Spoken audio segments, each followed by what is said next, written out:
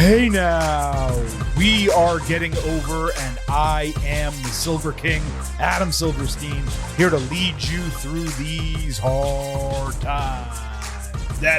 With episode 851 of your favorite professional wrestling podcast. That's right, Getting Over is back once again, and it is Thursday, so you know exactly what that means.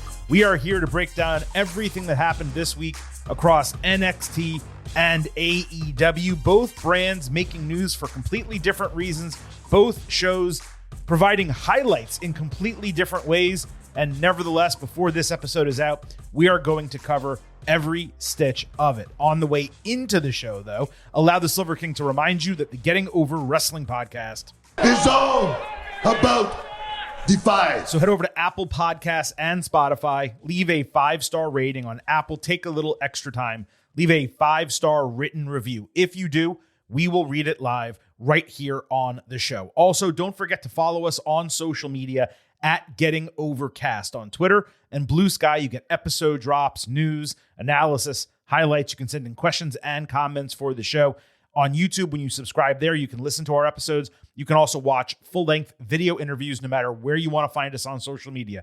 Make sure you're doing it at Getting Overcast. Now, interestingly, as we kicked off the show, Silver King realized if this is episode 851, that means our last episode, our WWE episode, covering the big Roman Reigns CM Punk moment, the fallout from Royal Rumble on the first Monday Night Raw afterward, that was our 850th episode, and we just completely missed a minor anniversary. So I guess happy times to us on 850, 900 clearly coming up. I'm quite sure we're going to hit 1,000 before the year is out. We'll have to plan some special further celebrations here on the Getting Over Wrestling podcast. You know, there's not much extra on today's show. We don't have some big tentpole WWE item to discuss at the beginning. AJ Styles did do an interview on a WWE related podcast. We're just going to go ahead and save that for next Tuesday's show. He didn't say anything that was of significant consequence in the show that he was on. In particular, I don't enjoy, so I didn't get to listen to it yet. I only saw some clips. Again, we'll cover all of that on Tuesday. We're really just here to break down NXT and AEW. There will be timestamps in the episode description, so if you need to bounce around or skip one, go back to the other, whatever the case, you have the opportunity to do so. As always, though, I hope you listen to the entire show. And we are going to discuss every single thing that happened on television across NXT, AEW Dynamite, and AEW Collision. But I'm afraid I've got some news. Indeed, I do. 2 quick items here off the top of the show. First, Ava, the general manager of NXT, who is obviously Simone Johnson, daughter of The Rock, announced suddenly over the weekend that she was not re-signing with WWE. She did not state why specifically, though she said it was a difficult decision and turning point in her life. WWE wished her well in a statement, which is not something they release every time someone leaves the company. Look at Tommaso Ciampa. They said nothing about that. In a subsequent tweet, Ava wrote, "And now I can say this with my full chest, middle finger emoji ice, and that entire administration." So it is easy to kind of connect the dots between the two, her departing and her making that statement. But I'm not sure correlation equals causation. And you need to be extremely careful when assuming that. Ava was criticized and harassed regularly for her work, people screaming about her being a Nepo hire, bad at her job, having no personality, etc. We talked about not liking the way her character was written, but Ava as an on-air personality grew on me. I liked that there was a young GM who was a peer of many people their age in NXT. She did great work with Roxanne Perez and Ethan Page specifically. It seemed like she was on her way to having a similar type of relationship with Blake Monroe. Her departure obviously changes nothing in WWE or NXT at large. She wasn't that impactful, but it was interesting to see her leave when she was with the company for 6 years. She's obviously The Rock's daughter. You would assume she'd have some kind of job there as long as she wants it. And she either decided to leave WWE or, I would say more likely, leave the wrestling industry. He has 7 Bucks Productions, myriad other companies, so she can get a job pretty much anywhere. She could also go out and do her own thing. She has that type of financial flexibility, so Ava's going to be fine. But I just did find her departure real curious, the way it transpired, her sending that message. It makes it seem, the assumption people are making is that, well, WWE wouldn't let her do this. I mean, I'm sure they didn't want her to go on social media and say that in that way. Becky Lynch has spoken out. Sami Zayn has spoken out. CM Punk, many others on their own social media accounts have posted things, alluded to things, whatever the case might be. So again, correlation does not always equal causation, but if she felt that she really wanted to be strongly political, then yes, WWE, really in either direction, is not going to let their performers be strongly political on their social media. And that's Ava departing WWE and NXT. I'm not going to spend much time on this second item, but to briefly address it, because it was something that was so predominant on social media Wednesday. Ricochet went on a bunch of rants claiming WWE tarnished his legacy, made him hate wrestling, and how they've done that to many other people. He specifically named Finn Balor, Shinsuke Nakamura, and Sami Zayn. WWE champions, Royal Rumble winners, WrestleMania main eventers. Ricochet can feel however he wants. Speaking for other people is something you should never do, particularly when they're employed by a company, and particularly when you're referencing people who have signed multiple new deals with WWE at various points in their careers. It's okay that you're unhappy. It doesn't mean they are. It's okay that you believe they tarnished your legacy. What legacy did you have before WWE? You were a really good flippy wrestler on the independents. And I'm not diminishing Ricochet in any way. He's extremely talented in the ring, but he didn't have a legacy to tarnish in WWE. Him being in WWE gave him a platform so people knew about him, and he was able to parlay that into what he clearly feels is a better job with AEW. So congratulations to you. That's good for you. But ironically, Ricochet is not just a good in-ring fit for AEW. He's a good personal character fit too, if you know what I mean. So with that said, let's get into this full breakdown of NXT and AEW show by show. But I do need to remind you here at Getting Over, I happen to love the number 5. and I hope you do as well. $5 a month, $50 for the entire year. You can become an official Getting Overhead. Just visit buymeacoffee.com/gettingover. Sign up. You'll get bonus audio, the fastest 5 minutes in professional wrestling, instant reactions to every major show, and exclusive news analysis posts every week. Again, buymeacoffee.com/gettingover. Support us as we continue delivering performance-enhancing audio into your ear holes, and you get some extra content there as well. Kicking this off with NXT. The show opened with Shawn Michaels making Robert Stone the interim general manager of the brand. Obviously, the only move that would make sense given the short time frame. It would have been cool if William Regal somehow got back into the role for old time's sake, but he's doing different stuff in WWE these days. It was interesting they called him the interim general manager. Obviously, they can easily remove that part of the title in another backstage segment in the future. But it seems like perhaps they don't want him in that role full time. They're trying to figure out who could take it instead. And I would be curious to see someone come down from the main roster, someone who is not currently employed by WWE or is perhaps with them in a Legends type of contract to take that kind of role. So they could possibly freshen up the authority structure of NXT and have Stone just in that interim role, but we'll have to see what happens. Ethan Page gave sage wisdom and advice to Vanity Project backstage, saying he has no need to worry about Miles Bourne when they can be under his wing and actually be successful. He basically told them, always do whatever it takes to win. I continue to enjoy Page when he works with them as like their house dad.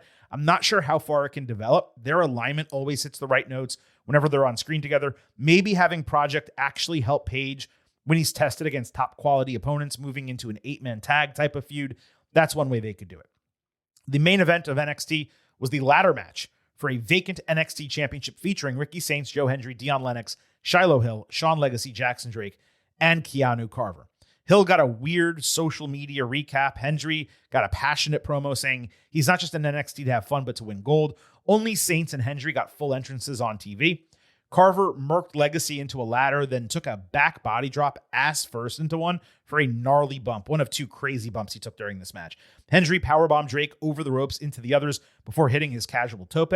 Legacy took down Lennox with sliced bread off a leaning ladder. Carver literally broke a ladder in half by pulling the top connector apart. So Hill grabbed the pieces and used them as freaking stilts, just like Kofi Kingston did back in the day, only for Carver to get underneath him as Lennox landed a springboard doomsday device. Legitimately cool and unique sequence there. Saints took a spinebuster into a prop ladder. Lennox ate standing ovation into the same weapon. Drake did a corkscrew plancha into everyone ringside. Carver then used a ladder as a shield until Hill took him down with a cannonball off the steel steps and removed his stupid effing mouthguard. Everyone buried Carver under a dozen ladders. Hendry barely avoided an inadvertent ladder to the dome as Hill did the overused helicopter spot. I hate that in the middle of the ring. Legacy landed a springboard 450 into Drake, who was laying on a propped ladder. Whenever they do this, this happens on WWE main roster, AEW, NXT. They always prop the ladder between the middle rope and another ladder in the ring. And every single time they do it, the person who's doing the springboard 450 is not able to fully rotate and land on top of the person. They always land like half of their body because you're talking about, 2 to 3 feet of a higher landing zone than it would be if they're landing on the canvas. And it never looks good. So what you need to either do is put the ladder on the ground or hang the ladder between the bottom rope and one of the bottom rungs of the ladder. That way the person can execute the entire 450. Or don't do a 450, do a springboard swanton or a springboard splash, an elbow drop, million other moves. But it's always, in every company, a propped ladder on the middle rope and a springboard 450. And it never freaking looks right. So hopefully they can learn a lesson from that. Hendry murked Lennox only to be stunned as Carver respawned, pouncing Drake from the floor into the front row, shoulder tackling Hill and doing the same to Legacy through the crow's nest base. Carver then met Saints on the standing ladders in the ring, only to get pushed over the top and straight through a ladder hanging between the announce table and the ring. The same spot that Candice LeRae took in TLC, except she landed in the middle of the ladder and he landed ass first again. As Saints celebrated on the ladder, assuming victory, he did his whole pose looking at the hard cam. Hendry met him at the top. They simultaneously unbuckled the title, each holding the side in a tug of war, before Hendry smashed it into Saints' head, sending him off into another ladder. I think his head hit the top rope as well, with Hendry becoming champion. For those who may not have been aware live, this was a recreation of the 2008 No Mercy ladder match finish between Chris Jericho and Shawn Michaels. So go back and watch that match and you'll see a very similar finish here. Imperfect overall, messy as hell, but the end result was a hell of a match with some big spots, a lot of talent flashing, and a solid finish between the two men who were rightly the finalists. It's unfortunate that the final shot from Hendry didn't actually connect with Saints, so he really just fell off the ladder for no reason, but the Carver run preceding that was hectic as hell, and those two big bumps happening in succession seriously amped up the energy in the last stage. Ricky took a nasty fall, and it was funny that him being so vain posing on the ladder cost him in that way. That's the character that they've been working and telling us that he is for the last few weeks. Carver deserves a lot of credit.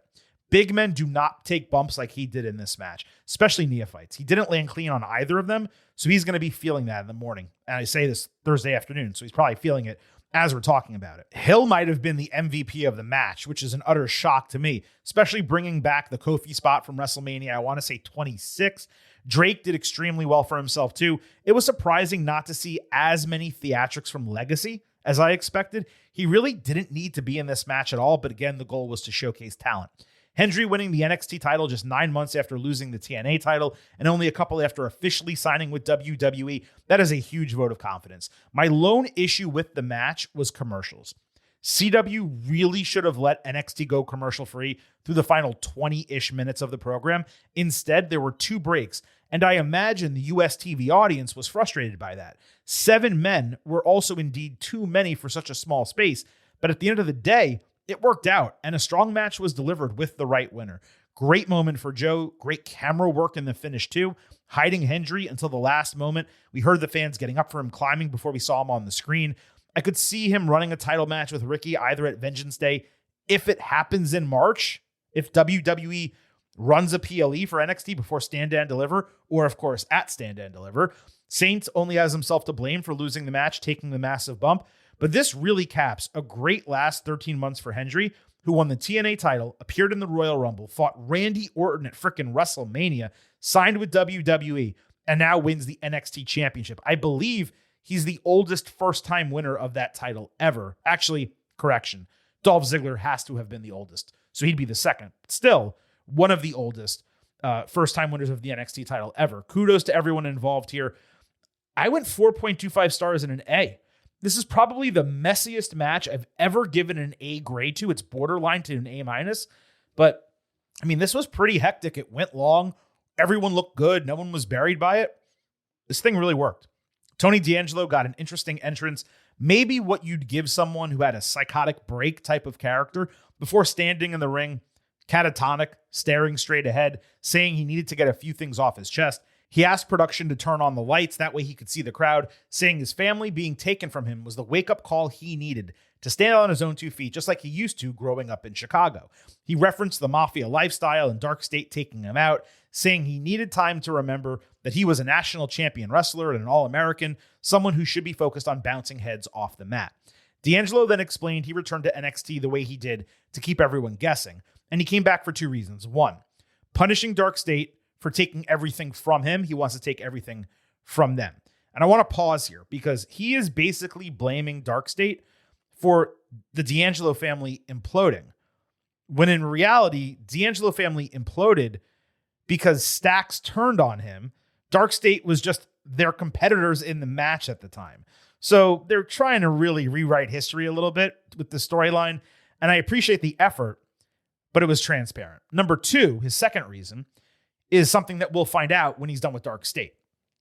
I assume that's going after the NXT title. I said last week that D'Angelo badly needed to knock this out of the park to atone for what has been extremely rough booking since his return.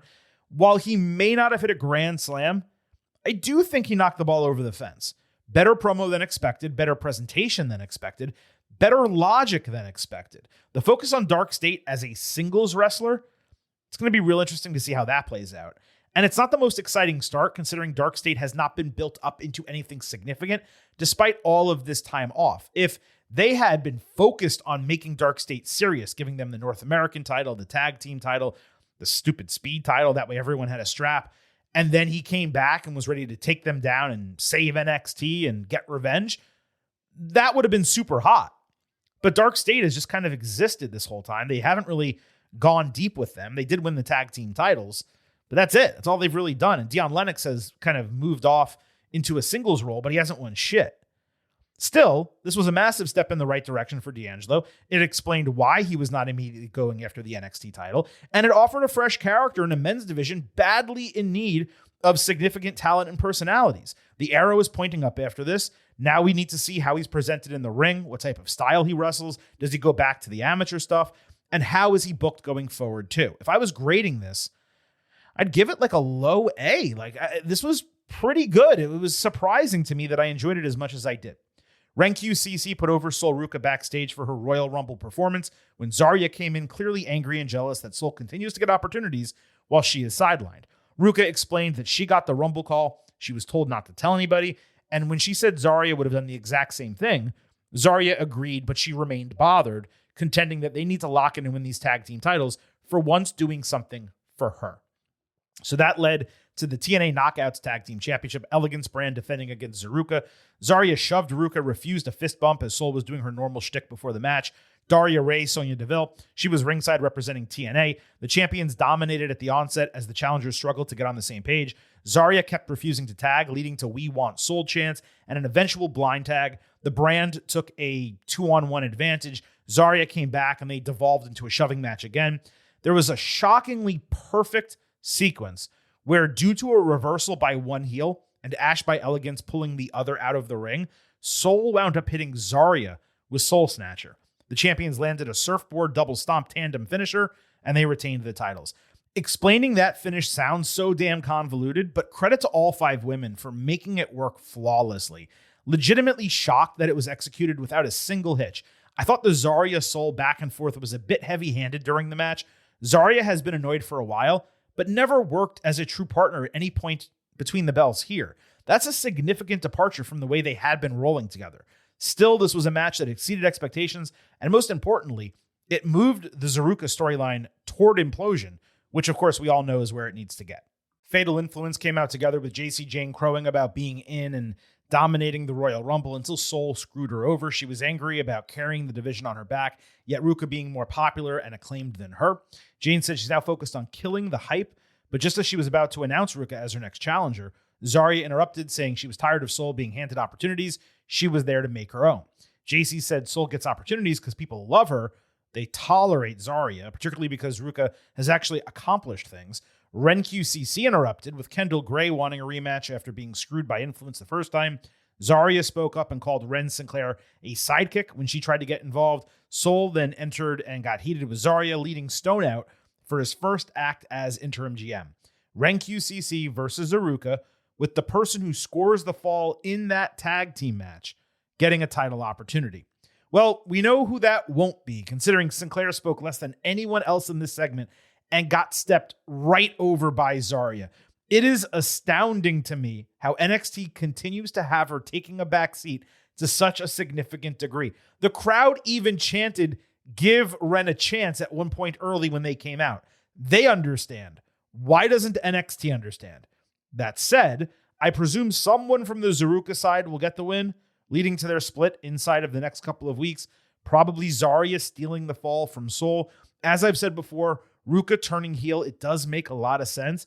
Jane was a bit more robotic than she should have been in her promo.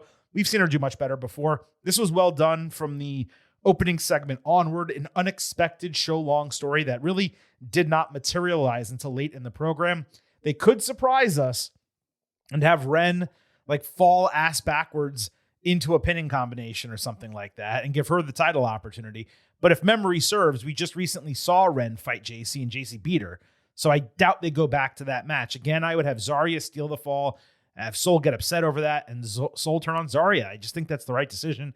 But there's many different ways it can go, and certainly we will see how it plays out. End of the day, Ren Sinclair needs to stand up for herself, maybe off the screen in addition to on screen. It's crazy that Kendall, who's still the Evolve champion, has come into NXT. And don't get me wrong, Kendall in the ring, long term, is going to be better than Ren. There's no question about that. Ren, though, has double, triple the personality that Kendall has. And yet it's Kendall who is now the leader of this team, despite being the neophyte of the two. It's extremely odd the way they've done this.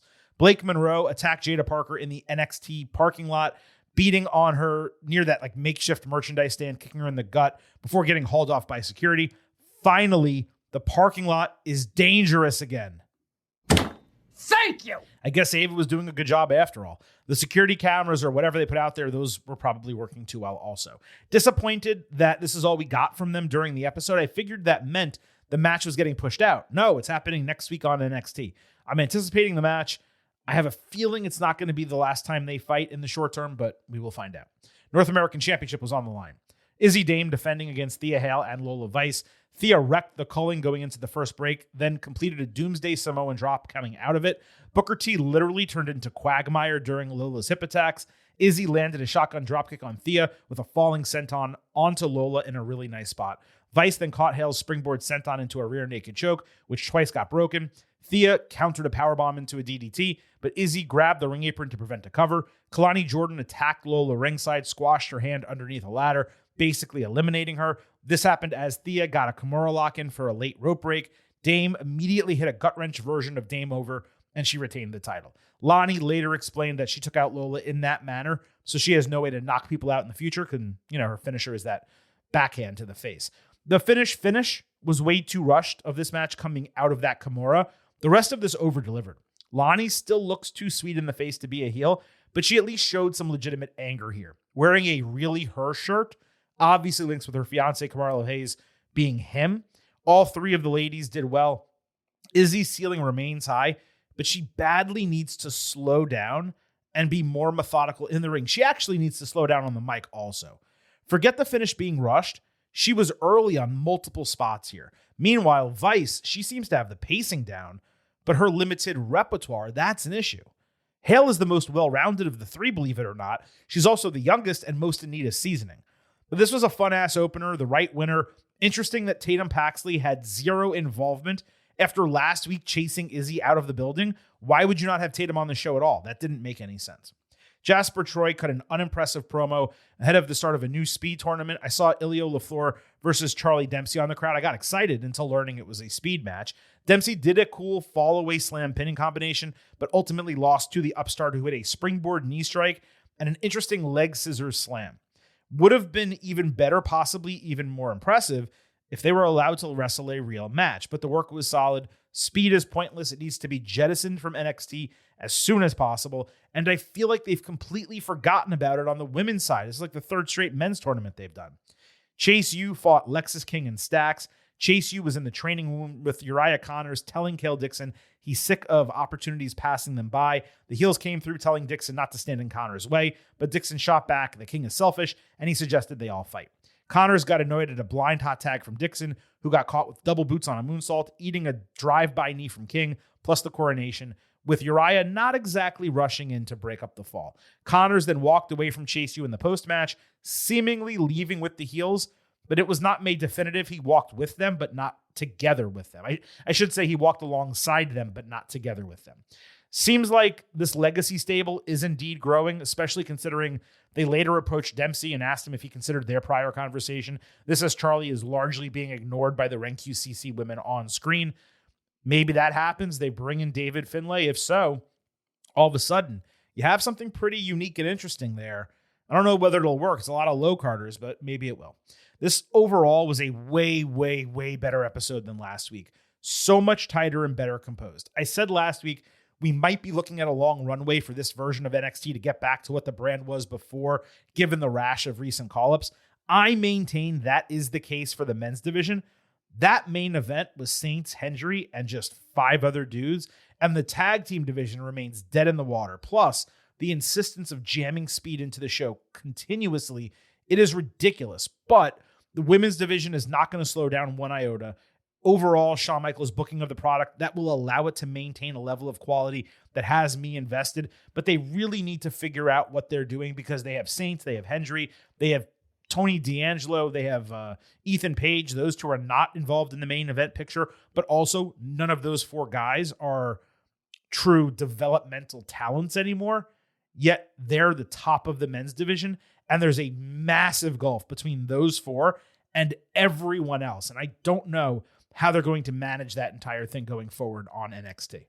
Moving over to AEW, I believe there was a new intro to Collision. I think a strange welcome to Saturday night voice at the beginning, and then a real generic song on the back end. So that was interesting.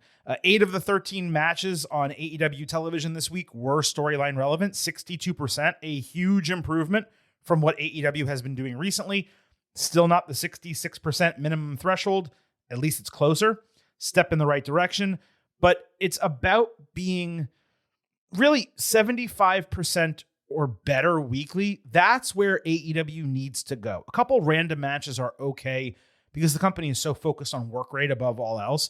But 2/3 to 3/4 of these shows need to be driven by storyline. And unfortunately, when it comes to the matches themselves, that is not the case. On Dynamite, Swerve Strickland had Prince Nana cut a backstage promo for him saying, despite the loss last week, he was still focused on remaining in the top of the company. A whole video package aired for Will Ospreay. I presume he's returning at Revolution and winning the title at All In. I've always felt that the severity of whatever surgery he was undergoing might have been exaggerated for this effect. It was well done, the package, and probably one of the best presentations of Bruv that we've seen. Regarding Swerve, it does feel like they might be teasing a more legitimate, firm heel turn, maybe with him having some people get his back as well. On Dynamite, Hangman Page beat Mark Davis. I knew I was not crazy last week, and I appreciate how many of you sent messages on our Slack. By the way, you can join our Slack. It's in a link in our link tree on our social media profiles at Getting Overcast. Click the link, click on Slack, and you can join our community. But so many of you reached out on Slack, social media. I got an email as well saying, no, Silver King, everything you said last week about this number 1 contendership booking with Kenny Omega, Andrade El Idolo, Hangman Page, and Swerve Strickland, everything you said was correct. They didn't explain it well, and even if they did, the way they booked it did not make a shred of sense. So I knew I was not crazy when I said booking this with Hangman, Omega, and Andrade was nonsensical. It was impossible to understand why Andrade had to go through Swerve and then Omega, in theory, whereas Page was supposed to be equally involved with them, yet did not have a similar path that he needed to get through in order to become number one contender. So they randomly, because they were setting up Andrade and Omega, they just gave him Davis, who's a loser. He doesn't win shit. Absolutely idiotic, uneven, ridiculous. This guy's not contending for a number one contendership. So why is he involved at all? Why are you not using a former champion or someone else who is at least at the upper level of AEW? This is ridiculous. It's idiotic. It's uneven. Hangman cut a promo afterwards saying he'd stomp on MJF's balls until he's unable to have children. Thrilling. On Dynamite, Andrade beat Omega in 16 minutes, his second straight relative upset. He posed for a selfie with 4 planted women. One of them, at least, was an adult content creator who posted on her social media how fake the show was and how she didn't like wrestling. Like, woof. Omega tried One Wing Angel while climbing the ropes. Andrade basically hit him with a powerbomb out of the corner and his hammerlock DDT. He later landed the perfect back elbow before Don Callis threw him a screwdriver. Swerve came down to steal it out of his hands. That distracted the referee, allowing Andrade to land a low blow and the message for the win. With those 2 wins, it only makes sense for Andrade to beat Hangman and then fight MJF at Revolution. It'll be okay if he loses to Page. He's still been elevated from the last couple of weeks, but that would need to get parlayed into maybe the international or continental title at a minimum. Otherwise, it's right back to where he started. Quality match, 4 stars, A-, reduced mostly due to the finish. Few more minutes, it's a full A. Omega and Swerve, they got into a shoving match after the bell. On Dynamite, Brody King beat MJF in an AEW title eliminator match that main evented the show. The match went 80 seconds. But it's hardly that simple. First, at the bell, here's what the crowd did. Now the face in the eyes of the champion.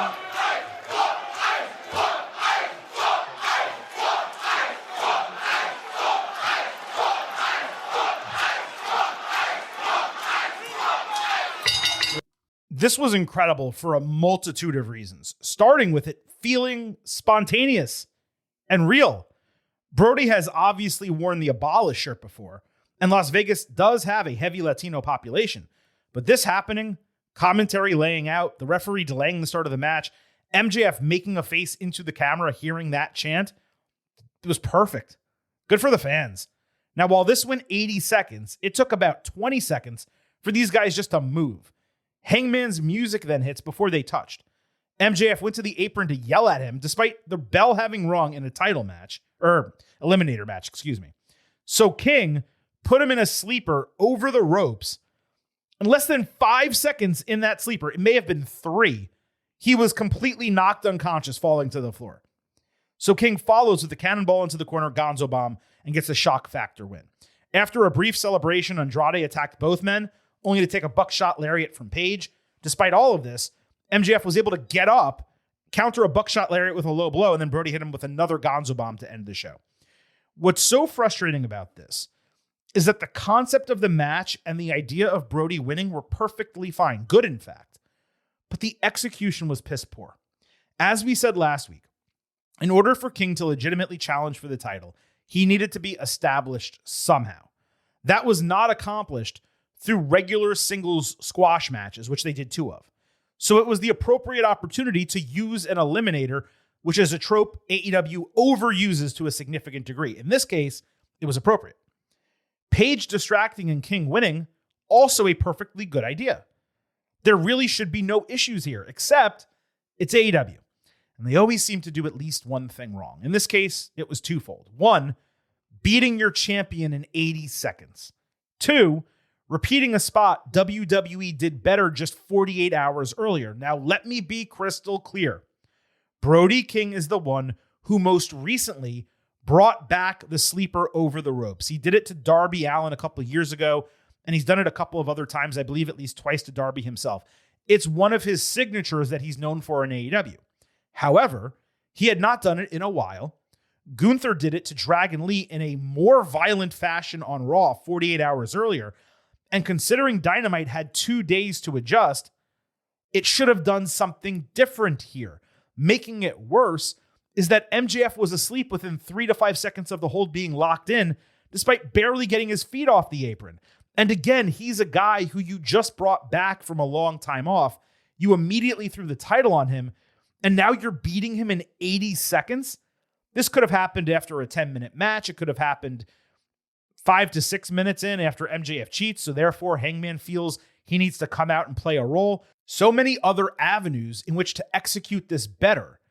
And instead, it went like this. Furthermore, this felt like the build to a 4-way match, an exciting one with 4 unique competitors. But it's not the build to a 4-way match. It's a build to a one-on-one match, a number 1 contendership, and then I guess those guys are fighting at Revolution. On Collision, Jet Speed announced their trio's name is Jet Set Rodeo. Why isn't it just Jet Speed Rodeo? On Collision, Jon Moxley cut a promo about Konosuke Takeshita, basically saying that he respects him and respected his defeat in the Continental Classic. Therefore, to get his own revenge, he wanted to put the title on the line, considering that would bar everyone else from ringside and ensure it's a clean match. Sensible enough. Plus, the heel factions have been feuding. No problem here. On Collision, for the 3rd straight week, Josh Alexander cut a yelling promo into the camera while the other Don Callis family losers beat up literal nobodies backstage. What is this supposed to be accomplishing? They attack non-wrestlers for no reason. A guy yells about everything the family is doing, and yet these guys lose every single time they're in the ring together. Or at least the vast majority of times they're in the ring together. 0.0. On Dynamite, Takeshita, Alexander, and El Clone beat Moxley, Pac, and Daniel Garcia. Gave this relevancy credit due to the feud, but the 6 people involved here were random. Commentary insisted that Alexander had accomplished a ton since joining AEW. Really? He's accomplished a ton? This is bullshit, man! Pac returned from his ankle injury with 0 fanfare. Takeshita obviously beat Garcia in the finish. On Collision, the women's tag team titles were on the line. Babes of Wrath successfully defended over Sisters of Sin. This was the main event, which was nice for the women to get that spot. It was easily the worst match on the entire show. Neither of the heels have improved one iota, despite years with this company. I'm glad the Babes were the first champions. It was a nice moment for them. Fun way to start the titles with faces. Plus, I like their name and relationship. But these titles probably need to move to a stronger and better team if they're going to get taken seriously. And on the back end of this, Thekla, Megan Bayne, and Penelope Ford all attacked for a 5-on-2 squash. Not only was Chris Statlander not there, no other babyface women came out to help them. On Dynamite, there has been plenty of absurd booking in AEW over the years, but the way I rolled my eyes Wednesday, when Tony Khan announced on social media first that Chris Statlander, for no reason whatsoever, decided to give Thekla another shot at her title despite beating her clean a week ago, they were in the back of my head, my eyes. The catch was that she wanted to pick the stipulation. Well, of course she can pick the stipulation. You're the one making the match, Stat. And then on TV, it was explained that Stat granted another title match as a means of ensuring no one was ringside for the tag team bout later that night, which is an explanation I simply could not wrap my head around. Why would you put your title on the line as a means of a stipulation being added to a different person's eliminator match when the booker is a babyface? Stat, who was this time back in her stupid alien gear, said she's already decided the stipulation, but she's not going to share it until Collision. I'm waiting with bated breath, Chris. I can't wait to understand what the stipulation is going to be. This kind of feels like an Acclaimed situation where Thekla got more over than expected, and therefore Khan rebooked the match to actually change the title when that was not the original plan. If not, this is even more nonsensical should she retain. But either way, it is so outside the bounds of logic that I actually saw the most diehard AEW fans questioning the booking here. And at least they're able to do that. On Dynamite, Megabad, awful name, beat Babes of Wrath in an eliminator to earn a title shot. To beat the champion, to be able to beat the champion. That doesn't make any sense. No, it doesn't. Now, I didn't really have that much of a problem with the match being booked. I did have a problem with there being 2 eliminator matches on one show, which was asinine, and the champions losing both of them, similarly asinine. The heels won easily. They would probably be better champions. Why did they even need an eliminator, though? I know Megan Bayne lost with Marina Shafir, I believe, against them, but they attacked them the week before, set up the title match. What are we doing here? On Collision, Orange Cassidy and Tony Storm beat a pair of jobbers in less than 2 minutes, waste of time. The guy did eat a hell of a hip attack from Storm, though. Wheeler Yuta and Marina Shafir attacked after the bell with, get this, Shafir holding Cassidy in a full Nelson as Yuta cut an unconvincing promo. Marina then knocked him out with Mother's Milk as Wheeler grabbed scissors and tried to cut his hair randomly before Tony made the save. Storm then immediately challenged as if this is something that had been brewing for weeks. to a mixed hair versus hair tag team match. Funny how she came up with that so quickly. Funny how commentary immediately clarified that the only person to get their haircut is the one who's going to get pinned. They knew that despite it being announced extemporaneously seconds earlier. Would have been much more interesting if this was the entire team getting their head shaved. I struggled to care about this. Tony would be the one who would get the most out of the stipulation. I assume it's just going to be Wheeler taking the L. On Dynamite, Orange and Tony again beat a couple of jobbers. They grabbed a mic, freaking out about the idea of losing their hair. Tony said she would look like a penis. This was awful. On Collision, Darby Allin beat Clark Connors in a match that got booked out of nowhere with zero build. The idea is that Connors is friends with Gabe Kidd, but even though that had not been established on AEW TV, it opened the show. They could have explained it and put the match on later. No, that would be logical. Connors pouncing Allin off his skateboard at the start of the match was the highlight. Darby won with a Scorpion Deathlock, so he already beat this guy. Then he immediately cut a promo about, guess what? Mount Everest, and he said he would stand atop AEW by the end of 2026. Kidd then attacked him, hidden in a black hoodie. I guess that's only a problem when it happens in WWE. They put Darby literally under the steel steps with Kidd standing on top of them, saying Allin may be done with the Death Riders, but not him. So I guess he's not in the Death Riders after all, even though he's worn their logo. There's just another heel faction in all black. I could not be less interested in this. It really feels just like a continuation of the same thing with different people. On Dynamite, Kidd and Connors kidnapped Allin in broad daylight outside a venue with security cameras clearly on them. You could see them on the screen.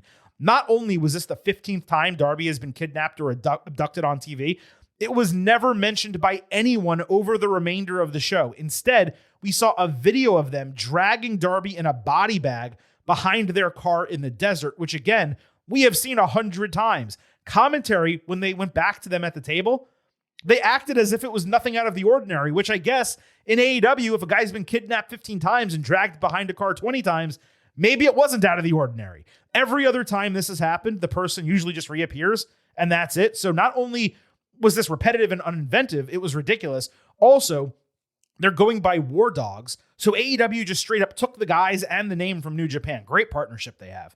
On Collision, there was yet another Jamie Hayter and Alex Windsor vignette, which was basically the inverse of the first, one of them talking at the other, and then nothing else happening. Again, the team makes a lot of sense, but the effort being put into developing them as a duo is exceptionally weak. I think it's 2 30-second segments. One, we should team up.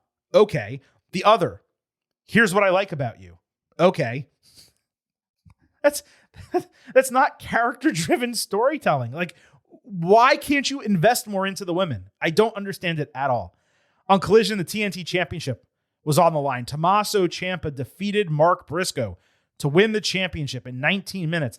Not only was this match an absolute Banger. it was the right call to immediately capitalize on Ciampa's debut last week. We said on this show 7 days ago, however many days ago, that they needed to strap up Ciampa. That's exactly what they did. Ciampa ate a ringside blockbuster off the apron, only to hit Willow's Bell back inside. Briscoe hit Froggy Bow. Ciampa came back with a Psycho Driller, Avalanche Air Raid Crash. There was a time limit call in the match, which was a really nice swerve. It put the idea in our heads that, oh, this is going to end in a draw. Unfortunately, it was followed by this real convoluted Froggy Bow spot into a ringside table. Briscoe ate a third Froggy Bow, hit a third Froggy Bow inside. Ciampa then escaped Jay Driller, hit a German suplex, and landed a running knee when Briscoe was trying but failing to no-sell that move. Great match, only ruined by Tony Schiavone shrieking. AEW needs to get him off commentary as soon as possible. I didn't love the finish, but the suddenness of it, given the time limit especially, that part worked. It is funny that Ciampa is the second ex-WWE talent to win an AEW title in their debut match. Tells you all you need to know about the star power of people coming in from the outside versus those within the company. 4 stars, A-. On Dynamite, Ciampa cut a promo saying he would be a fighting champion in respect of carrying on Briscoe's tradition. He called the title Sylvie, like Goldie in NXT. Not much to this, but of course, the second it was over, it was said that it would be a triple threat match. So the open challenge wasn't even open. They just made a trios match against 2 other people who don't even deserve the opportunity. AEW still has no idea what open challenge means, and it still really struggles to put people in position to be title contenders before they actually contend for the title. It's unbelievable.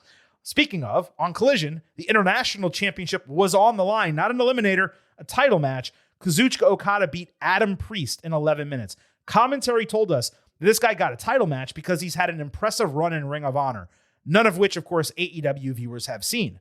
This is Kazuchika Okada. This is your number 2 title. This guy Priest, his impressive run in Ring of Honor, he beat Anthony Henry in a singles match on January 28th. That's his only singles victory since June. His other match was against Bandito for some reason for the ROH title, and he lost. Why is Okada going 11 minutes with this effing guy? Horrendous stuff. On Dynamite, the national championship was defended. Ricochet retained over Jack Perry. GOA came down while Ricochet passed out while in snare trap. They dragged him over to the ropes for a break. The referee saw it happen and did nothing. The Young Bucks attacked. Ricochet ran Jack into his title, which was propped in the corner. The referee saw that and ignored it, and he watched as the champion hit Vertigo to retain. Awful stuff here. Match was rolling okay, but the Rick Knox officiating coupled with the booking, woof. On Collision, Eddie Kingston and Ortiz backstage told GYV, hey, look, we fought and we've won matches against each other. Why are we still fighting? Can this just be over? GYV basically said nothing in response, so Kingston challenged them to a parking lot fight. Big Bill and Brian Keith then attacked the faces as bounty hunters. It's low card and storyline driven, so it's fine, but it's really tough to give a shit about. Then on Collision, the Rascals beat Crew. This shit went 12 minutes, which was ridiculous. And while the match gets relevancy credit because there was build, it was thin as hell, as you remember from last week. The idea was to give the Rascals a match that would showcase their talent. But this was the second worst match on the entire show Saturday night. Remember that this company had Action Andretti beat Chris Jericho and then did nothing with it. Rascals' presentation was okay. They should have licensed like Blueberry Yum Yum by Ludacris or something. Later backstage, the Rascals were high. Kingston interrupted, and he decided to make this rivalry brawl that's devolved into a parking lot fight. He decided to make it an 8-man match because the Rascals and GYV have history, you know, from NXT 4 years ago. And I guess he and Ortiz also like getting high. Now, an 8-man parking lot brawl sounds great. I think it's going to be pretty fun next week. But the logic and reasoning and storyline, it's mind-numbing, man. I found both Dynamite and Collision to be okay this week. 2 matches, 1 on each show, and an interesting main event angle carried them. The women's booking is back to being horrendous. Nothing happened in the tag team or trios divisions. There's too many men's titles. Same old, same old. That wraps up this edition of the Getting Over Wrestling podcast. Feels like the shortest one we've done in about a month. And good thing, because Silver King's voice and brain are tired. On the way out, allow me to remind you that this show It's all about Defy. So head over to Apple Podcasts and Spotify. Leave a 5-star rating on Apple. Take a little extra time. Leave a 5-star written review. If you do, we will read it live right here on the show. Don't forget to follow us on social media at Getting Overcast on Twitter and Blue Sky. You get episode drops, news, analysis, highlights. You can send in questions and comments. You can click the link in our profile, join our Slack, converse with a ton of other Getting Overheads. It's great. We're loving the community that we're already developing. Make sure you do that on YouTube when you subscribe there. You can listen to the show. You can also watch full-length video interviews, no matter where it is, at Getting Overcast. And lastly, please remember, I happen to love the number 5. and I hope you do as well, because for $5 a month or $50 for the entire year, you can become an official Getting Overhead. Just visit buymeacoffee.com/gettingover. Sign up. You'll get bonus audio, the fastest 5 minutes in professional wrestling, instant reactions to every major show, and exclusive news analysis posts every week. $5 a month, $50 for the entire year. You get extra content, and you support the continuation of all of this performance-enhancing audio, which heads into your ear holes at least twice, sometimes 3 or 4 times. Folks, that wraps up this edition of the Getting Over Wrestling podcast. We will be back on Tuesday talking all things WWE, and then back in 1 week on Thursday talking NXT and AEW. This is the Silver King, Adam Silverstein, signing off and leaving you with just 3 final words. Bye for now.